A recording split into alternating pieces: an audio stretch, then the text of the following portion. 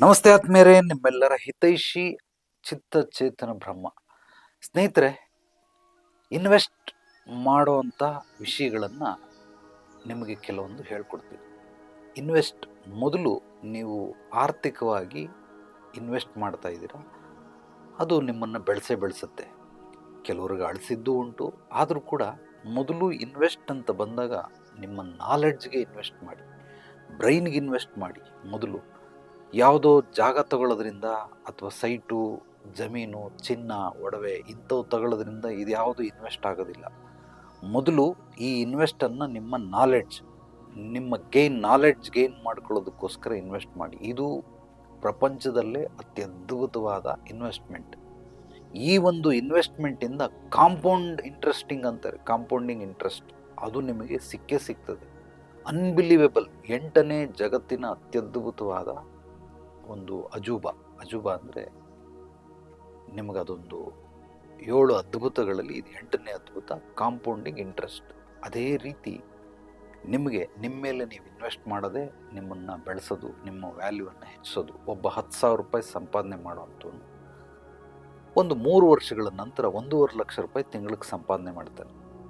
ಮತ್ತೆ ಒಂದು 2 ವರ್ಷಗಳ ನಂತರ 15 ಲಕ್ಷ ರೂಪಾಯಿ ತಿಂಗಳಿಗೆ ಸಂಪಾದನೆ ಮಾಡ್ತಾನೆ. ಮತ್ತೆ ಒಂದು 2-3 ವರ್ಷಗಳ ನಂತರ 1.5 ಕೋಟಿ ತಿಂಗಳಿಗೆ ಸಂಪಾದನೆ ಮಾಡ್ತಾನೆ.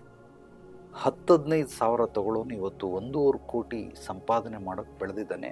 ಅವನು ತಗೊಂಡಂಥ ಸಮಯ 7 ವರ್ಷ. ಹೇಗೆ 10-15 ಸಾವಿರ ಸಂಪಾದನೆ ಮಾಡೋನು ಇವತ್ತು 7-8 ವರ್ಷದಲ್ಲಿ 1.5 ಕೋಟಿ ಸಂಪಾದನೆ ಮಾಡ್ತಾ ಇದ್ದಾನೆ? ಹೇಗೆ? ಯಾಕೆ ಅಂದರೆ ಅವನು 7-8 ವರ್ಷದವರೆಗೂ ಕೂಡ ಎಲ್ಲೂ ಅವನು ಭೂಮಿ ತಗೊಂಡಿಲ್ಲ, ಸೈಟ್ ತಗೊಂಡಿಲ್ಲ, ಜಮೀನು ತಗೊಂಡಿಲ್ಲ. ಕೇವಲ ನಾಲೆಡ್ಜಿಗೆ ಮಾತ್ರ ಇನ್ವೆಸ್ಟ್ ಮಾಡ್ತಾ ಇದ್ದ.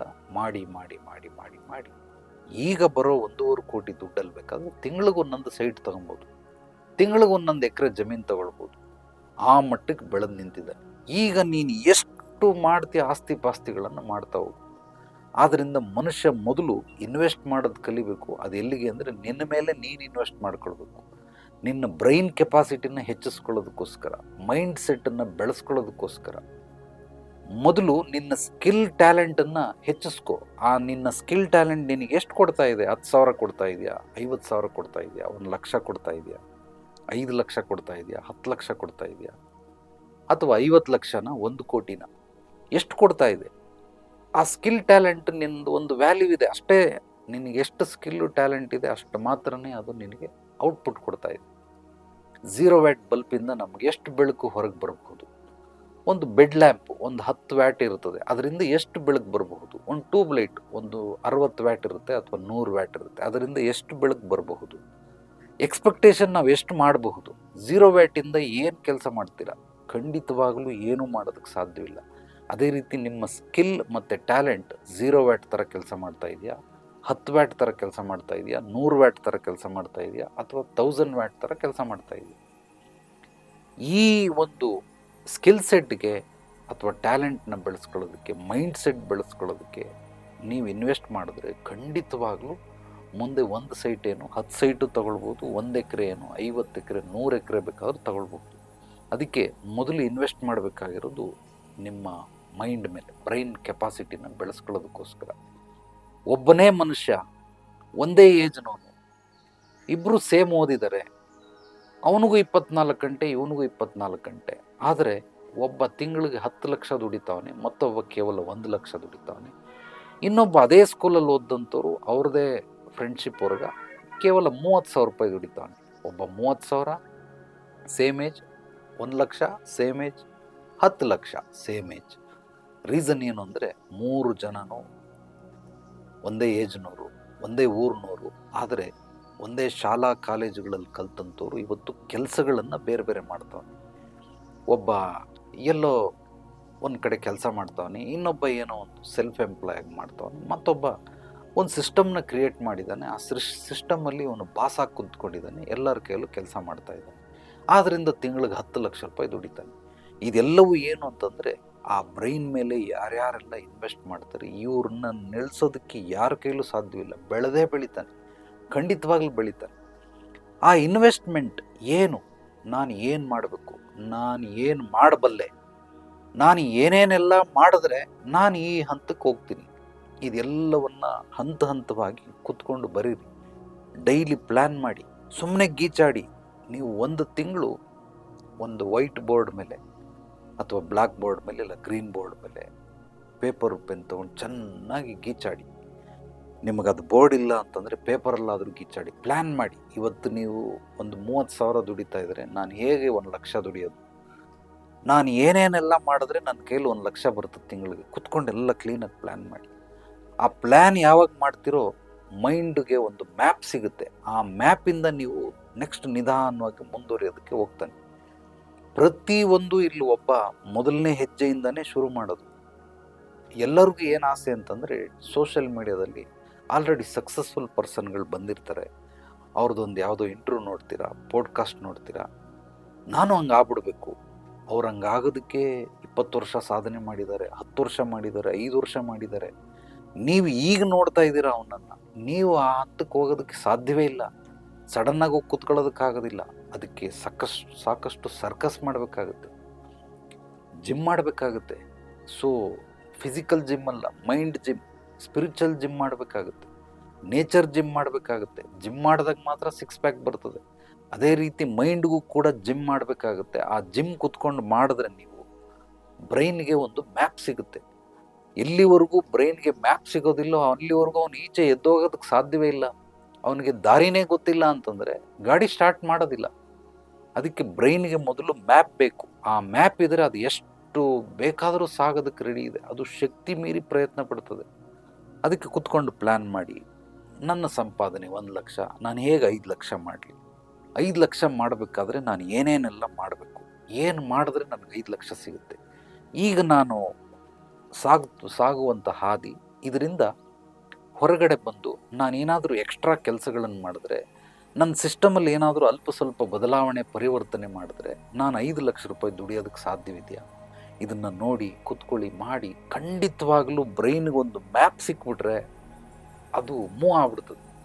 ಅದನ್ನು ನೀವು ನಿಲ್ಸೋಕ್ಕಾಗೋದಿಲ್ಲ. ಅದಕ್ಕೆ ಮ್ಯಾಪ್ ಬೇಕು. ವಾಟ್ ಈಸ್ ಮಾರ್ಗದರ್ಶನ? ಮಾರ್ಗದರ್ಶನ ಅಂದರೆ ಮ್ಯಾಪ್ ಅಷ್ಟೇ. ಗುರುಗಳು ಮಾರ್ಗದರ್ಶನ ಅಂತ ಕರೀತಾರೆ. ಅದೇನು ಅಂದರೆ ಒಂದು ಮೈಂಡ್ ಮ್ಯಾಪನ್ನು ಅವರೊಂದು ಹಾಕ್ಕೊಡ್ತಾರೆ. ಆ ಹಾಕ್ಕೊಟ್ಟಾಗ ನೀವು ಅದರಲ್ಲಿ ಸಾಗೋದಕ್ಕೆ ಮುಂದಾಗ್ತೀರ. ಆ ಮೈಂಡ್ ಮ್ಯಾಪ್ ನೀವೇ ಹಾಕ್ಕೊಳ್ಬೇಕು, ಗುರುಗಳ ಅವಶ್ಯಕತೆ ಇಲ್ಲ. ಅದನ್ನು ನಿಮ್ಗೆ ಹಾಕ್ಕೊಳ್ಳೋದಕ್ಕೆ ಬರೋದಿಲ್ಲ ಅಂತಂದರೆ ನೇರವಾಗಿ ಬಂದು ಭೇಟಿ ಮಾಡಿ.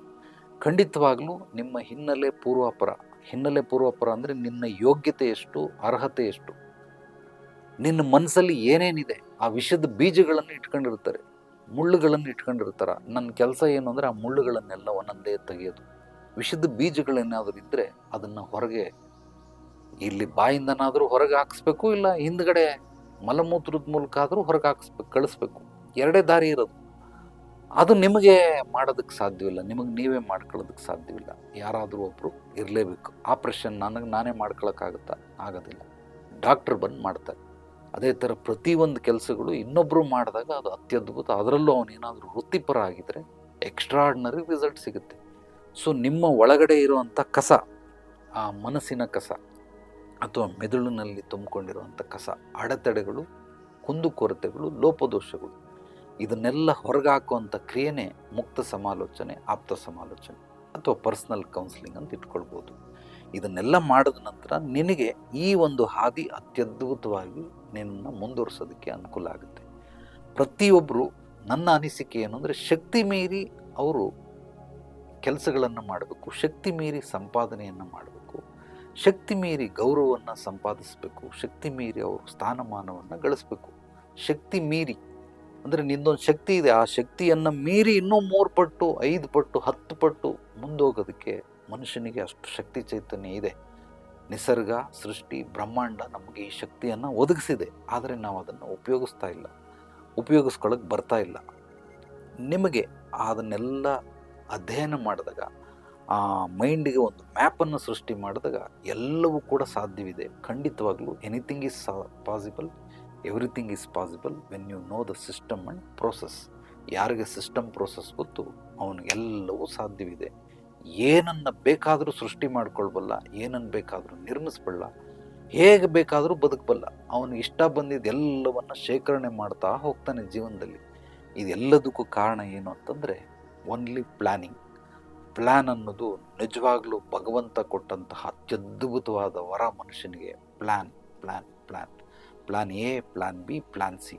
ಯಾವಾಗಲೂ ಮೂರು ಪ್ಲ್ಯಾನ್ಗಳ ಜೊತೆ ಬದುಕಿ. ಪ್ರತಿನಿತ್ಯ, ಪ್ರತಿ ವಾರ, ಪ್ರತಿ ದಿನ, ಪ್ರತಿ ವರ್ಷ ಮೂರು ಪ್ಲ್ಯಾನ್ಗಳನ್ನು ಇಟ್ಕೊಂಡು ಬದುಕಿ. ಎಕ್ಸ್ಟ್ರಾರ್ಡ್ನರಿ ರಿಸಲ್ಟ್ ನಿಮಗೆ ಸಿಗ್ತದೆ.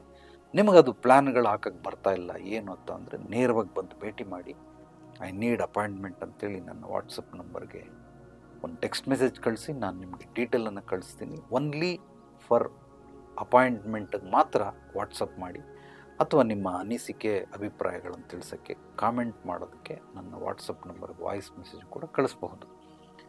ಎಲ್ರಿಗೂ ಒಳ್ಳೆಯದಾಗಲಿ. ನಾಳೆ ಮತ್ತೆ ಭೇಟಿಯಾಗೋಣ ಮತ್ತಷ್ಟು ಸತ್ವಭರಿತ ವಿಚಾರಗಳೊಂದಿಗೆ. ಎಲ್ಲರೊಳಗಡಗಿರುವ ಭಗವಂತನಿಗೆ ನನ್ನ ಭಕ್ತಿಪೂರ್ವ ಪ್ರಣಾಮಗಳು.